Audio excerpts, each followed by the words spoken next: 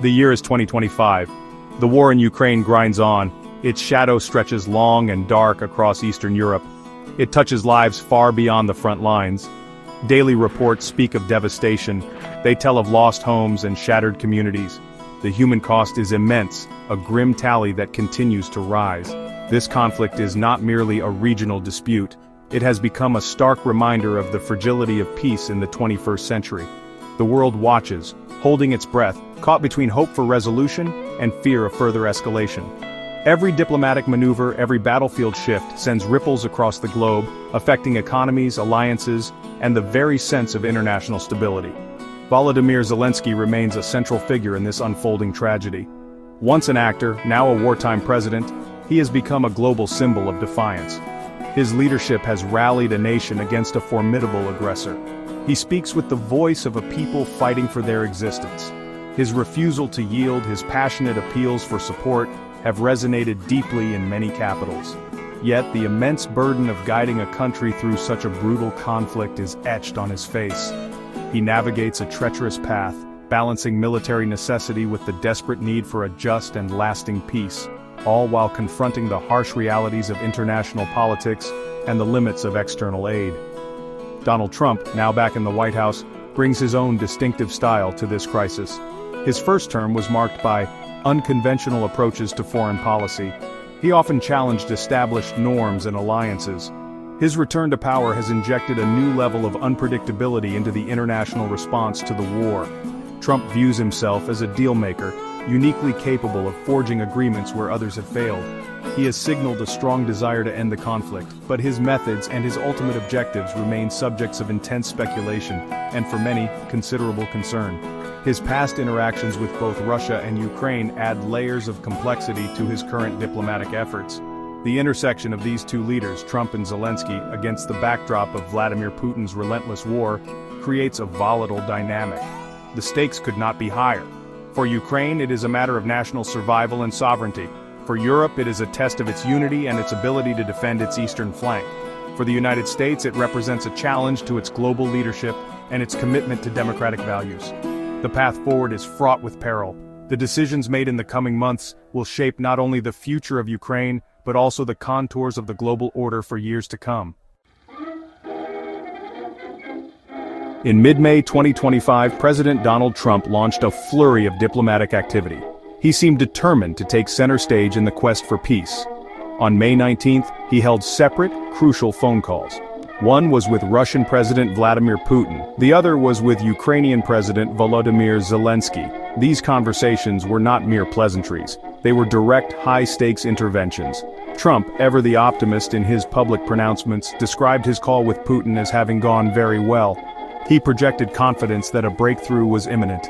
This sudden re-engagement by the American president caught many observers by surprise, signaling a potential shift in the international approach to the long-running war. Following these calls, Trump made a bold announcement. He declared that Russia and Ukraine would immediately start negotiations towards a ceasefire. This was a significant statement, one that generated both hope and skepticism. U.S. Secretary of State Marco Rubio was reportedly part of the call with Putin, lending an air of official seriousness to the initiative. The prospect of direct talks, potentially brokered by the U.S., offered a glimmer of possibility in a conflict that had seen too many failed peace efforts. Trump's pronouncements suggested a fast track, a rapid resolution that many seasoned diplomats might deem overly ambitious given the deep animosity and complex issues at play.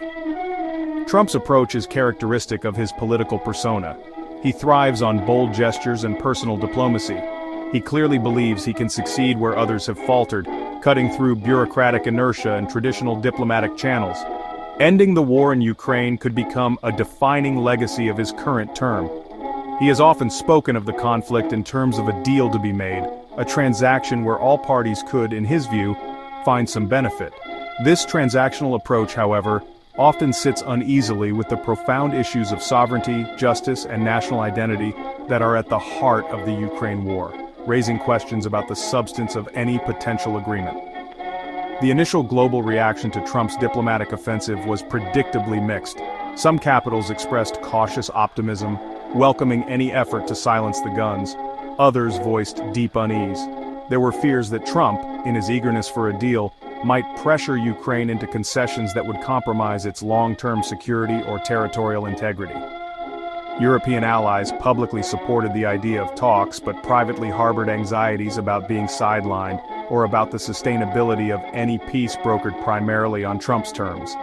The shadow of past dealings and Trump's America First rhetoric loomed large in these assessments, creating an atmosphere of watchful waiting. The path of Trump-Zelensky interactions has not always been smooth. Indeed, a significant moment of friction occurred earlier in the year. On February 28, 2025, the two leaders had a heated discussion in the Oval Office. The subject was a potential ceasefire in Ukraine. Reports from the time suggested a tense atmosphere, with strong words exchanged. Trump, eager to demonstrate progress, was likely pushing for a rapid agreement. Zelensky, acutely aware of the sacrifices his country had made, would have resisted any proposal that seemed to reward Russian aggression or compromise Ukrainian sovereignty. This clash highlighted the fundamental differences in their perspectives and priorities. The substance of that February disagreement likely revolved around the terms of a ceasefire. Trump's desire for a quick win might have led him to advocate for a cessation of hostilities that could freeze territorial gains for Russia. For Zelensky, such an outcome would be anathema. He has consistently stated that Ukraine will not cede its land. The pressure from the American president must have been immense. Yet Zelensky has shown remarkable resilience in the face of such pressures throughout the war. His primary responsibility is to his people and to the future of his nation, a burden he carries into every high-level negotiation, especially those with powerful and at times unpredictable allies. Despite this earlier confrontation, the relationship appeared to evolve, or at least find a more functional footing. Later, Trump and Zelensky reportedly held productive talks. One such occasion was a face-to-face conversation ahead of Pope Francis's funeral in April 2025. This suggests that both leaders, despite their differences, recognized the necessity of continued engagement. Perhaps the solemnity of the occasion provided a different context, or perhaps strategic calculations on both sides led to a more measured approach. These moments of détente are crucial, yet they do not erase the underlying tensions that stem from their vastly different positions and the immense stakes involved for Ukraine. These interactions reveal much about the two men. Trump is direct, often impatient, and driven by the art of the deal. He seeks clear, tangible outcomes, sometimes overlooking the nuances of complex geopolitical realities. Zelensky, forged in the crucible of war, is equally determined, but his focus is singular: the preservation of Ukraine. He has proven to be a formidable negotiator himself, unyielding on core principles while remaining open to dialogue. Their relationship is a microcosm of the broader challenges in finding a path to peace, a collision of forceful personalities, national interests, and the brutal realities of a war that has already cost too much. President Zelensky's position on the core issues of the war has remained remarkably consistent and firm. He has repeatedly and unequivocally stated that Ukraine will not bow to Russia's demands. This includes the Kremlin's insistence on controlling 5 Ukrainian regions. For Zelensky and the vast majority of Ukrainians, ceding territory to an aggressor is simply unthinkable. It would validate Russia's brutal invasion and leave Ukraine permanently vulnerable.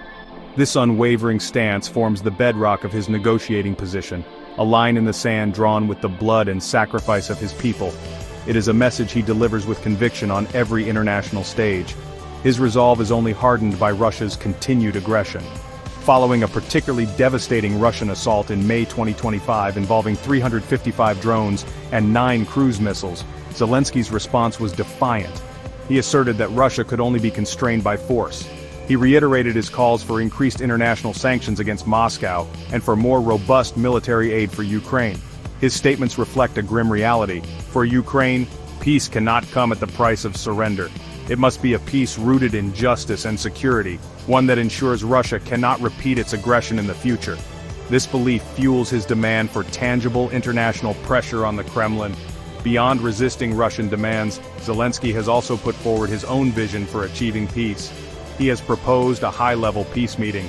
This summit would involve not just Ukraine and Russia, but also key international partners. He specifically named the United States, European Union countries, and Britain as essential participants. He suggested potential neutral venues like Turkey, the Vatican, or Switzerland. His aim is to create a broad international framework for peace, one that guarantees Ukraine's security and territorial integrity. He emphasizes the need for Russia's meaningful engagement in such a process, not just performative participation. Crucially, Zelensky has urged the United States not to distance itself from these critical discussions. He understands that American leadership and support remain vital for Ukraine. While welcoming diverse international efforts, he recognizes that Washington's role is often decisive. His appeals are a constant reminder to his allies that Ukraine's fight is also a fight for democratic values and international law.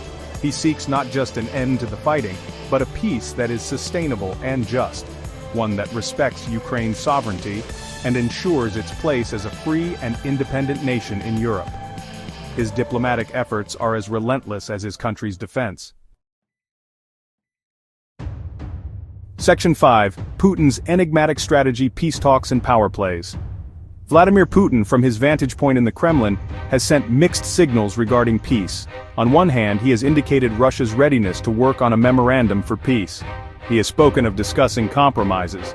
However, these overtures are often couched in vague terms. He frequently emphasizes the need to address the root causes of the crisis, a phrase often interpreted as a demand for recognition of Russia's geopolitical interests and security concerns, potentially at Ukraine's expense. This ambiguity makes it difficult to discern whether Moscow is genuinely seeking a negotiated settlement or merely engaging in diplomatic maneuvering.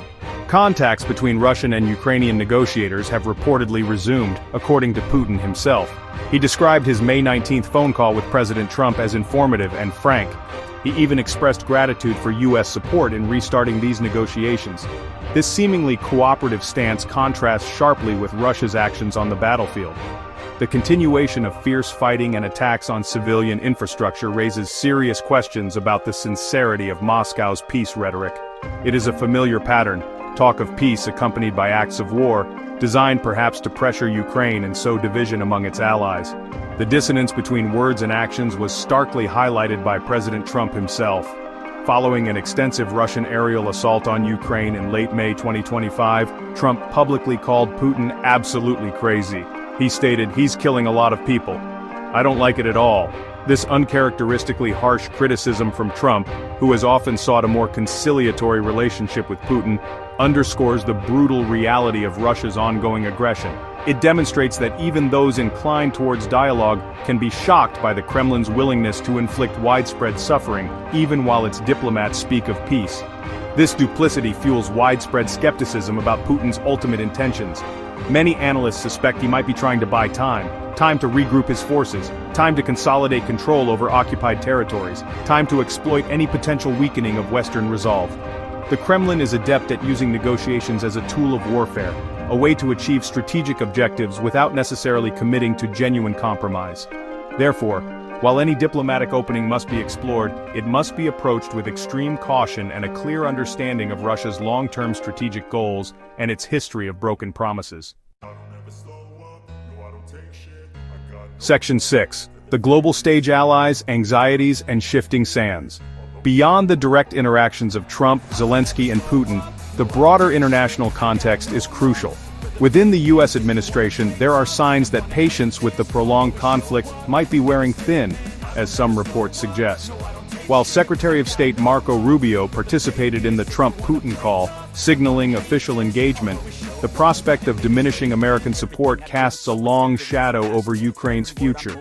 Any perceived wavering from Washington could significantly alter the strategic calculus for both Kyiv and Moscow, potentially emboldening Russia and increasing pressure on Ukraine to accept unfavorable terms. European leaders, for their part, reportedly remain firmly behind President Zelensky. French President Emmanuel Macron expressed hope that Trump's uncharacteristic anger towards Putin, calling him crazy, would translate into concrete actions to support Ukraine and pressure Russia. Danish Prime Minister Mette Frederiksen condemned the hypocrisy of Russia's actions, highlighting the stark contradiction between Putin's discussion of negotiations and the ongoing nighttime bombings of Ukrainian cities. However, European support, while significant, may not be sufficient to sustain Ukraine's war effort or to compel Russia to negotiate in good faith without robust and unwavering American leadership. Amidst the diplomatic maneuvering and ongoing hostilities, some tangible, if small, positive steps have occurred. A significant prisoner exchange took place prior to late May 2025. In this swap, 303 Ukrainian defenders returned home, part of a larger 1,000 for 1,000 exchange deal. President Zelensky also publicly committed to further prisoner-of-war exchanges. These moments, while not altering the strategic landscape of the war, offer glimmers of humanity and demonstrate that agreements, even on a limited scale, are possible between the warring parties. They provide a small measure of relief to families and a testament to the quiet work of negotiators. The broader international community watches these developments with a mixture of hope and trepidation. Trump's direct intervention is seen by some as a potential catalyst for breaking the diplomatic deadlock. Others fear that his transactional approach could lead to a peace deal imposed on Ukraine, one that prioritizes a quick resolution over justice and long-term stability. There are concerns that such a peace could inadvertently legitimize aggression and set a dangerous precedent for future conflicts. The shifting sands of international diplomacy require careful navigation by all parties, with the future security of Europe and the principles of international law hanging in the balance. Section 7. Flickers of Hope, the difficult path to a ceasefire. The commencement of ceasefire talks between Russia and Ukraine on May 19, 2025, following the phone calls initiated by President Trump, was undoubtedly a significant development. It marked a renewed attempt to find a diplomatic solution after a long period of intense fighting and stalled negotiations. The very fact that delegations were meeting offered a fragile moment of potential. However, the atmosphere surrounding these talks was heavy with the weight of past failures and the deep mistrust between the two sides. Hope was tempered by a strong dose of realism, born from years of brutal conflict and broken promises. A major hurdle quickly became apparent. Despite the optimistic pronouncements from Washington, no concrete timelines or specific conditions for a ceasefire were established in the initial stages. President Trump's desire for a swift agreement ran up against the complex realities on the ground. Issues such as the demarcation of ceasefire lines, the withdrawal of troops, security guarantees, and the status of occupied territories are immensely complicated. They require meticulous negotiation and a willingness from both sides to make difficult compromises. Such complexities cannot be easily swept aside by sheer force of will or optimistic rhetoric alone. In an attempt to incentivize progress, President Trump hinted at potential economic benefits for both Russia and Ukraine as part of a comprehensive peace deal. He also reiterated his long-held view that the war should never have happened. This approach, focusing on economic inducements and appealing to a shared desire to end the suffering, is a hallmark of Trump's deal-making style.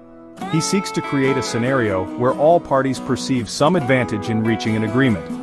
However, the deep-seated grievances and existential stakes of this conflict may prove resistant to purely economic solutions, especially if they are seen to ignore core issues of justice and sovereignty.